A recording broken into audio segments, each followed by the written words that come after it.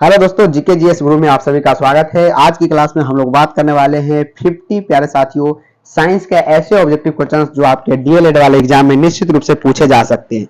तो काफी इंपॉर्टेंट आज का क्लास होने वाला है। चैनल पर नए हैं तो लाइक शेयर सब्सक्राइब ज्यादा से ज्यादा कर दे, साथ ही साथ वीडियो को शेयर कर दीजिए उन सभी दोस्तों के पास जो अभी तक तैयारी करना स्टार्ट नहीं किया है। जल्दी आपका एग्जाम आने वाला है। तो पहला क्वेश्चन आपके स्क्रीन के सामने, क्वेश्चन नंबर 1 का आंसर लिखना प्रारंभ करेंगे आप लोग अपना अपना कमेंट बॉक्स में।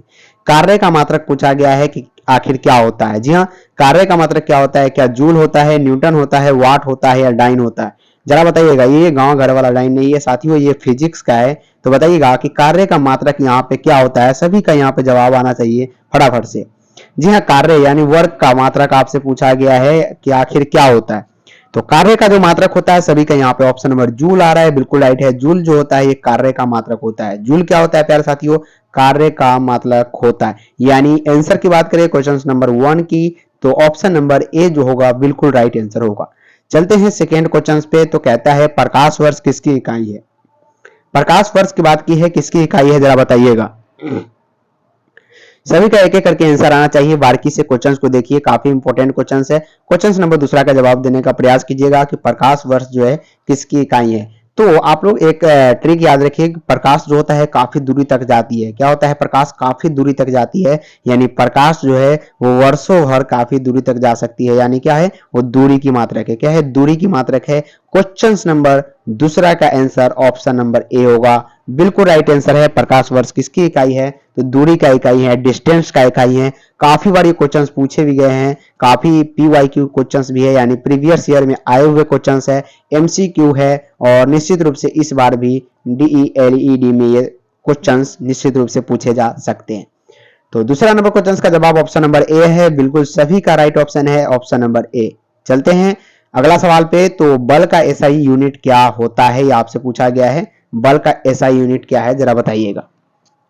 जी हाँ, बल का ऐसा यूनिट पूछा गया है फोर्स का, जरा बताने का प्रयास कीजिएगा। फोर्स का, बल का एसआई यूनिट क्या होता है? क्या केल्विन होता है, न्यूटन होता है, पास्कल होता है, वोल्ट होता है? चार ऑप्शन आपकी स्क्रीन के सामने है। हर एक क्वेश्चन आपके लिए काफी इंपॉर्टेंट है। तो बल का ऐसा यूनिट आपसे पूछा गया है। बल का ऐसा यूनिट के बारे में बात करें तो ये जो होता है ये न्यूटन में होता है। क्या होता है? न्यूटन होता है। बल का एसआई मात्रक क्या होता है? न्यूटन होता है, जिसे एन से सूचित किया जाता है। न्यूटन काफी फेमस भी है, इसलिए आपको यह पता होगा। तो बल का एसआई यूनिट क्या होता है? बिल्कुल न्यूटन। सभी का जवाब आ रहा है, बिल्कुल राइट आंसर है। क्या होगा? न्यूटन। तो ऑप्शन नंबर बी होगा इस प्रश्न का राइट आंसर। चलते हैं नेक्स्ट क्वेश्चन, चौथा नंबर सवाल की ओर, और फटाफट से हर एक क्वेश्चन को सॉल्व करते हैं बिना टाइम को वेस्ट किए हुए। तो 4 नंबर सवाल प्यारे साथियों आपसे पूछा जा रहा है कि एक खगोलीय इकाई संबंधित है। एक खगोलीय इकाई जो होती है वो किससे संबंधित होती है? सूर्य और पृथ्वी के बीच की दूरी से, या चंद्रमा एवं पृथ्वी के बीच की दूरी से? सूर्य एवं चंद्रमा के बीच की दूरी से, उपयुक्त में से कोई नहीं। तो एक खगोलीय इकाई जो है किससे संबंधित है जरा बताने का प्रयास कीजिएगा। तो एक खगोलीय इकाई जो है बिल्कुल सभी का राइट ऑप्शन आ रहा है ऑप्शन नंबर ए, बिल्कुल सभी का जवाब राइट है। सूर्य और पृथ्वी के बीच की दूरी से क्या होती है? खगोलीय इकाई किससे संबंधित होती है? तो सूर्य और पृथ्वी के बीच की दूरी, यानी ऑप्शन नंबर ए की बात करें 100% राइट आंसर है। और काफी बार क्वेश्चंस पूछे भी गए हैं, सभी कॉम्पिटिटिव एग्जाम में इस प्रकार के प्रश्न आपसे पूछे जाते हैं। यानी कुल मिलाकर बात करें तो ऑप्शन नंबर ए जो है 100% राइट है, और निश्चित रूप से 100% उम्मीद है कि क्वेश्चंस आपसे पूछे जा सकते हैं। पार्सेक इकाई जरा बताइएगा। पार्सेक इकाई है, दूरी की है, समय की है, प्रकाश की चमक की है, या चुंबकीय बल की है? प्यारे साथियों, पार्सेक इकाई आपसे पूछा गया है। पार्सेक की किसका इकाई है ये जरा बताने का प्रयास कीजिएगा। जी हाँ, पार्सेक किसका इकाई है? दूरी की है, समय की है, प्रकाश की चमक की है, या चुंबकीय बल की है? सभी का जवाब जो है फटाफट से कमेंट में आना चाहिए, और सभी लोग क्वेश्चंस का नंबर लिख के ही अपना आंसर बताएंगे। जैसे क्वेश्चन नंबर 5 है, उसके बाद आंसर यहाँ पे बताने का प्रयास करें। तो पार्सेक जो है याद रखिएगा, ये दूरी का इकाई है। दूरी का इकाई क्या है? पार्सेक है।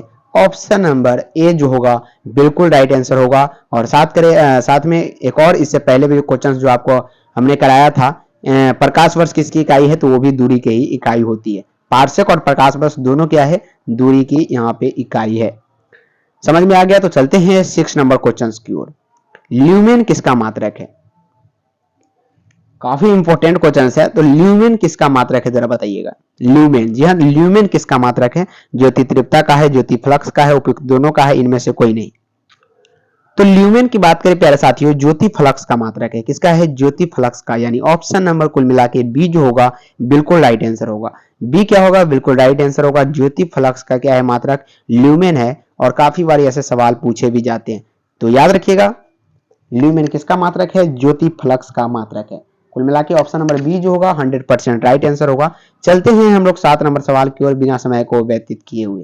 तो पास्कल इकाई है, जरा बताने का प्रयास कीजिएगा कि पास्कल जो है किसका इकाई है। काफी इंपॉर्टेंट क्वेश्चन है, काफी इंपॉर्टेंट क्वेश्चन है और काफी बार पूछे भी गए। एमसीक्यू के क्वेश्चन है, पीवाईक्यू में भी ये पूछे गए हैं, ये भी याद रखिएगा। तो पास्कल इकाई किसका है जरा बताने का प्रयास कीजिएगा। आर्द्रता की है, दाब की है, वर्षा की है, तापमान की है। पास्कल किसका इकाई है जरा बताइएगा। तो प्रीवियस ईयर में क्वेश्चंस पूछा भी गया है आपके डीएलएड वाले एग्जाम में। तो पास्कल इकाई जो है ये दाब की इकाई है प्यारे साथियों। किसका है? दाब की इकाई है। ऑप्शन नंबर बी जो होगा बिल्कुल राइट आंसर होगा। पास्कल जो है दाब की इकाई है, याद रखिएगा बी जो होगा राइट आंसर होगा। ऑप्शन नंबर बी क्या होगा? बिल्कुल राइट आंसर होगा। चलिए अगला सवाल की ओर। कैंडेला मात्रक है, जरा बताइएगा कैंडेला जो है किसका मात्रक है। इंपॉर्टेंट क्वेश्चन से पूछे जाने वाले सवाल है। तो कैंडेला मात्रक है किसका? ज्योति फ्लक्स का, ज्योति प्रभाव का, ज्योति दाब का, ज्योति तीव्रता का। सभी का आंसर कमेंट बॉक्स में आना चाहिए। इंपॉर्टेंट क्वेश्चन है, सभी वीवीआई सवाल है, पूछे जा सकते हैं आपसे निश्चित रूप से। और ऐसे सवाल पूछे भी गए हैं प्रीवियस ईयर क्वेश्चंस, जब आप उठा के देखेंगे तो ऐसे सवाल आपको वहां पे देखने को मिलेगा।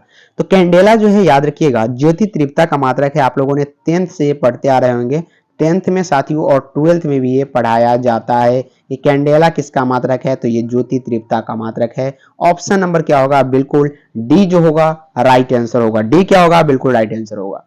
चलिए ऊर्जा का एसआई मात्रक जरा बताइएगा। ऊर्जा का एसआई मात्रक आपसे पूछा गया है। तो ऊर्जा का जो एसआई मात्रक होता है, क्या जूल होता है, न्यूटन होता है, हर्ज होता है, पास्कल होता है? जरा बताने का प्रयास कीजिएगा। तो ऊर्जा का जो एसआई मात्रक होता है क्या होता है प्यारे साथी? जूल होता है।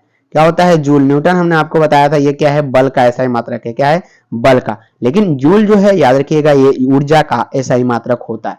तो 9 नंबर सवाल भी आपको पूरी तरह से समझ में आ गया होगा। चलते हैं 10 नंबर की ओर। वैद्युत मात्रा की इकाई जरा बताइएगा। वैद्युत मात्रा की इकाई एम्पियर, ओम, वोल्ट या कूलम्ब। वैद्युत मात्रा की इकाई आपसे पूछा गया है। जी हाँ, वैद्युत मात्रा की इकाई क्या होगा? बिल्कुल एम्पियर होगा। वैद्युत मात्रा की क्या इकाई होती है? बिल्कुल एम्पियर होती है। यानी ऑप्शन नंबर बिल्कुल क्या होगा? एम्पियर राइट ऑप्शन होगा। Option number A. Option number A क्या होगा? बिल्कुल राइट आंसर होगा। विद्युत यहाँ पे विद्युत मात्रा की इकाई क्या होगा? बिल्कुल एम्पियर में हम लोग विद्युत धारा को मापते हैं, ये तो आपको पता ही है। चलते हैं 11 नंबर क्वेश्चन की ओर फटाफट से। कहता है कि एसआई पद्धति में लेंस की शक्ति की इकाई क्या है? एसआई पद्धति में हम लोग लेंस की जो शक्ति है वो किस में मापते हैं, जरा इसका जवाब बताइएगा। लेंस की शक्ति को एसआई पद्धति में मापा जाता है वाट, डायोप्टर, ऑप्टर या मीटर। तो एसआई पद्धति में लेंस की शक्ति की इकाई जो होती है वो डायोप्टर होती है। डायोप्टर में हम लोग लेंस की शक्ति को मापते हैं, ये तो आपको पता ही है। लेंस की शक्ति को किस में मापते हैं? डायोप्टर, जिसे हम लोग डी से सूचित करते हैं। कुल मिलाकर बात करें तो ऑप्शन नंबर बी जो होगा इस प्रश्न का जवाब होगा। ऑप्शन नंबर बी बिल्कुल राइट होगा।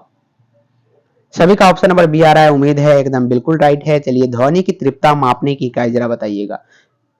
ध्वनि की तीव्रता मापने की इकाई जरा बताइए। कैंडेला होता है, एम्पियर होता है, समुद्री मील होता है, डेसिबल होता है। तो ध्वनि की तीव्रता मापने की जो इकाई होती है उसको हम लोग क्या बोलते हैं? डेसिबल। प्यारे साथियों डेसिबल में क्या होता है? ध्वनि की तीव्रता की मापा जाता है। ध्वनि की तीव्रता जो है डेसिबल में मापते हैं। तो यहाँ पे ऑप्शन नंबर क्या होगा? डी जो होगा बिल्कुल राइट होगा। डी क्या होगा? 100% राइट जवाब होगा। सभी का क्या आ रहा है? बिल्कुल सभी का डी आ रहा है, बिल्कुल राइट है।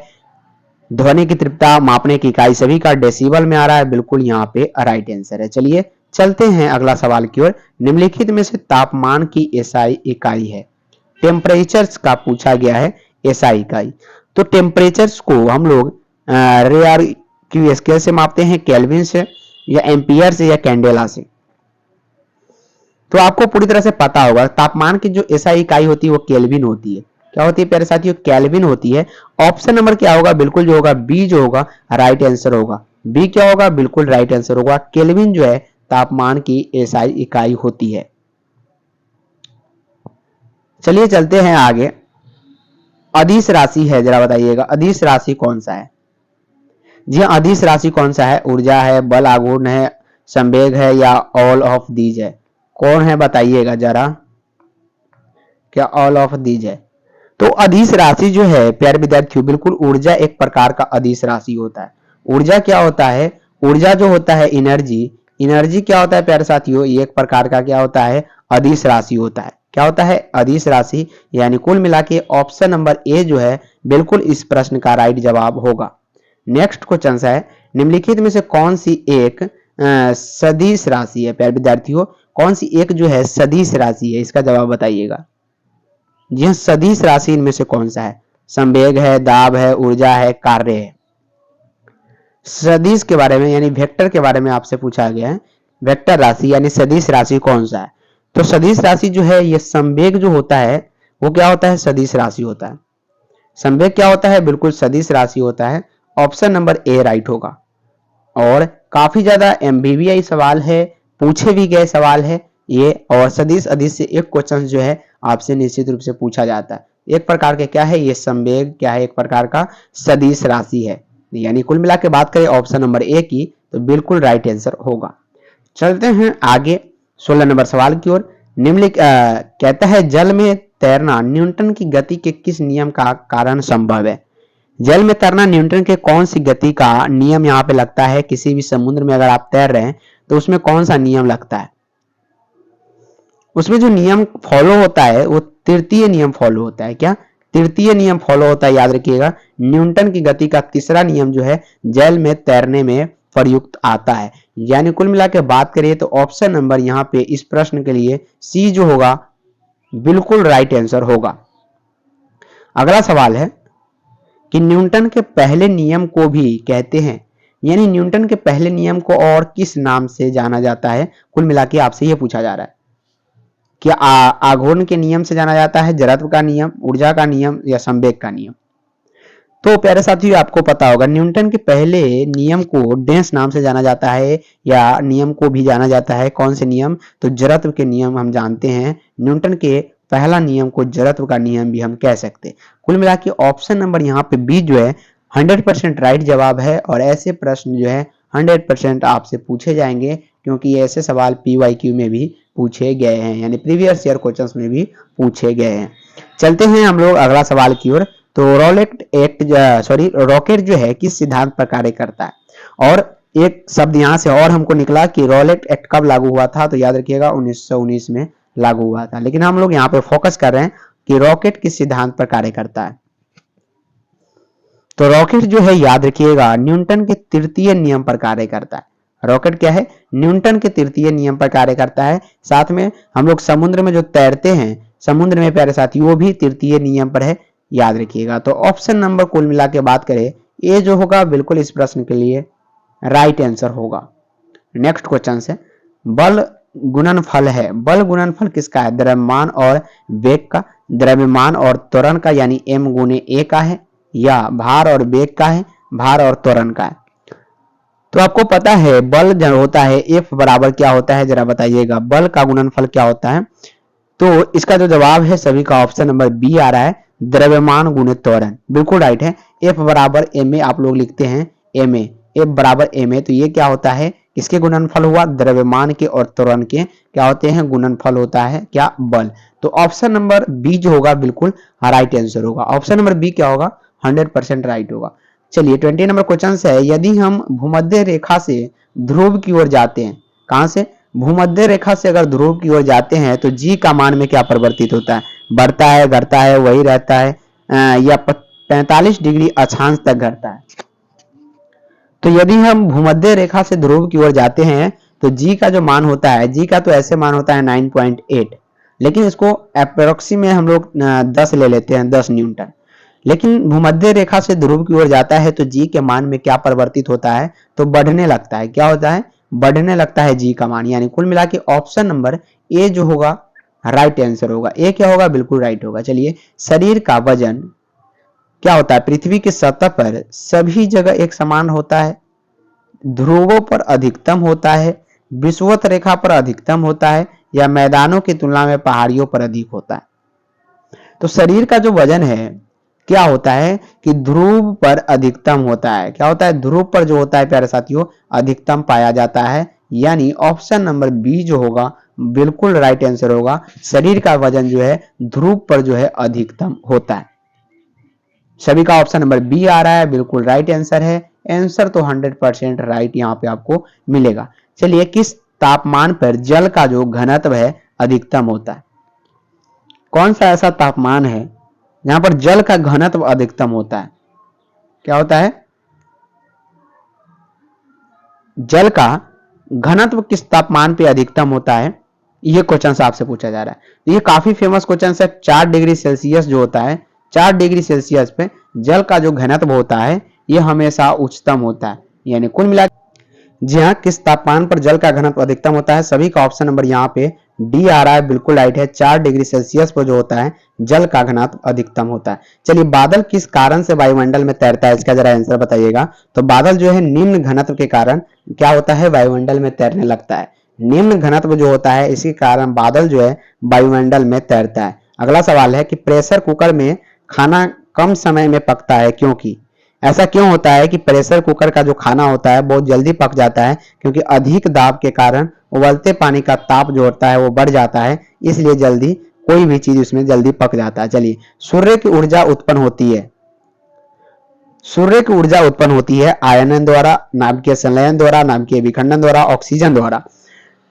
तो सूर्य की जो ऊर्जा है वो उत्पन्न होती है कैसे होती है? तो नाभिकीय संलयन, नाभिकीय संलयन जब होता है तो सूर्य की ऊर्जा उत्पन्न होती है। यानी कुल मिला के ऑप्शन नंबर बी जो होगा वो बिल्कुल राइट आंसर होगा। चलिए आगे अगला सवाल, डायनेमो परिवर्तित करता है, डायनेमो जो है परिवर्तित करता है, जरा बताइएगा।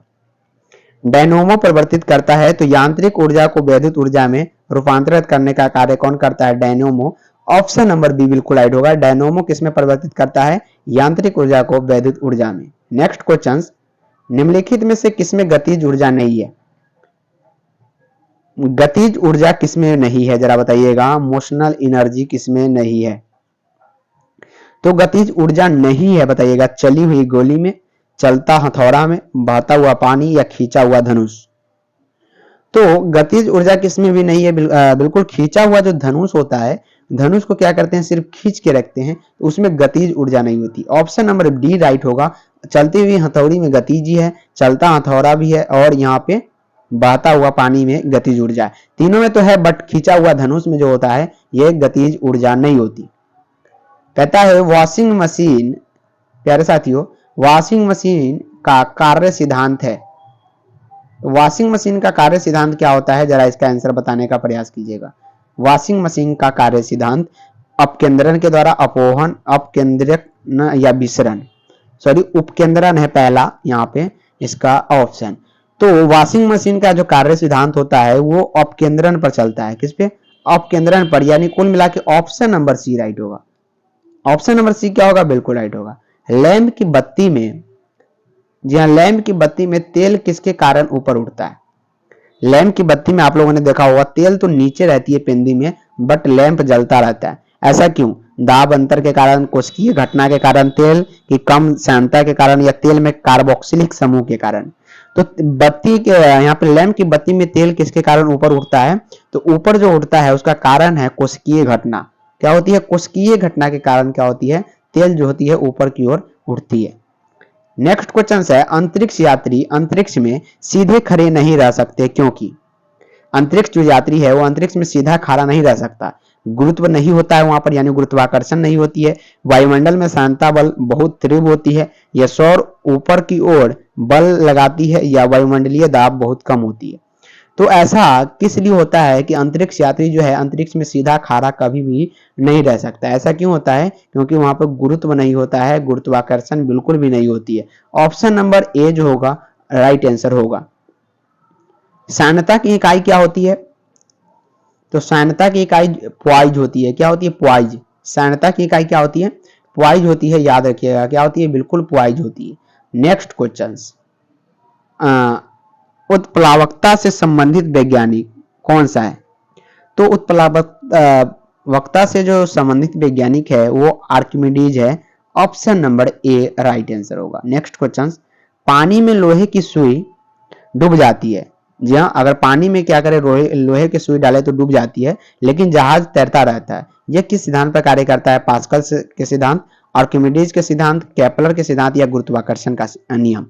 तो ऐसा क्यों होता है? क्योंकि यहाँ पे आर्किमिडीज का सिद्धांत कहता है कि कोई भी अगर नुकीला चीज है तो पानी में डूब जाएगा, क्योंकि उसका क्षेत्रफल जो होता है वो घट जाता है। लेकिन नाव जो है इसका क्षेत्रफल काफी बड़ा होता है, इसलिए पानी में नहीं डूब पाता। तो आर्किमिडीज का यह सिद्धांत है। नेक्स्ट क्वेश्चन पे चलते हैं। गुरुत्वाकर्षण के सार्वभौमिक नियम का प्रतिपादन किसने किया था? तो गुरुत्वाकर्षण के सार्वभौमिक नियम का जो प्रतिपादन है ये न्यूटन ने किया था। बिल्कुल, ऑप्शन नंबर ए क्या होगा? राइट आंसर होगा। जब दूध को प्रबल ढंग से मथा जाता है तो उसमें से क्रीम किस कारण से अलग हो जाता है? तो क्रीम जो होता है प्यारे विद्यार्थी अपकेंद्रण बल के कारण अलग होता है। ऑप्शन नंबर ए राइट होगा। कपूर के छोटे छोटे टुकड़े जल के सतह पर क्यों तैरते हैं? कपूर के जो छोटे छोटे टुकड़े होते हैं वो जल के सतह पर तैरने लगता है। ऐसा क्यों? क्योंकि पृष्ठ तनाव के कारण होता है। किसके कारण? पृष्ठ तनाव के कारण। कहता है किसी वस्तु का प्रतिबिंब मनुष्य की आंख में कहां बनता है? तो किसी भी वस्तु का जो प्रतिबिंब है मनुष्य की आंख में जो होता है हमेशा रेटिना पे बनता है। ऑप्शन नंबर डी राइट होगा। इंद्रधनुष किस कारण से बनता है?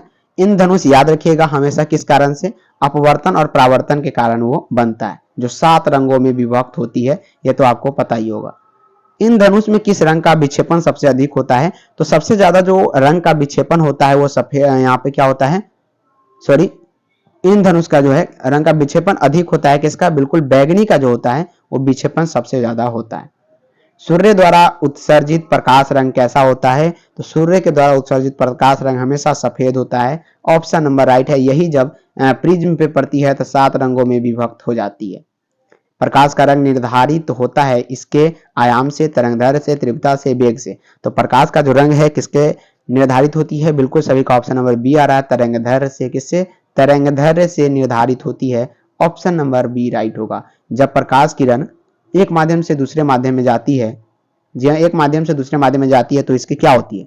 तरंगदैर्घ्य समान बनी रहती है, आवृत्ति समान बनी रहती है, आवृत्ति बढ़ जाती है, तरंगदैर्घ्य बढ़ जाती है। तो प्रकाश किरण एक माध्यम से दूसरे माध्यम में जब जाती है तो इसकी जो है आवृत्ति समान बनी रहती है। आवृत्ति पर कोई फर्क नहीं पड़ता, बाकी सब घट बढ़ सकता है, चाहे वो कोई भी प्रकाश कोई भी रंग क्यों ना हो। किसके कारण आकाश नीला दिखाई पड़ता है? तो आकाश जो है ये याद रखिएगा प्रकीर्णन के कारण क्या होता है? नीला प्रतीत होता है। चलिए, इनमें से कौन सा विषाणु जनित रोग है? तो विषाणु जनित रोग कौन सा होता है? बिल्कुल चेचक जो होता है विषाणु जनित रोग होता है। निम्नलिखित रोगों में से कौन सा एक आनुवांशिक विकार है?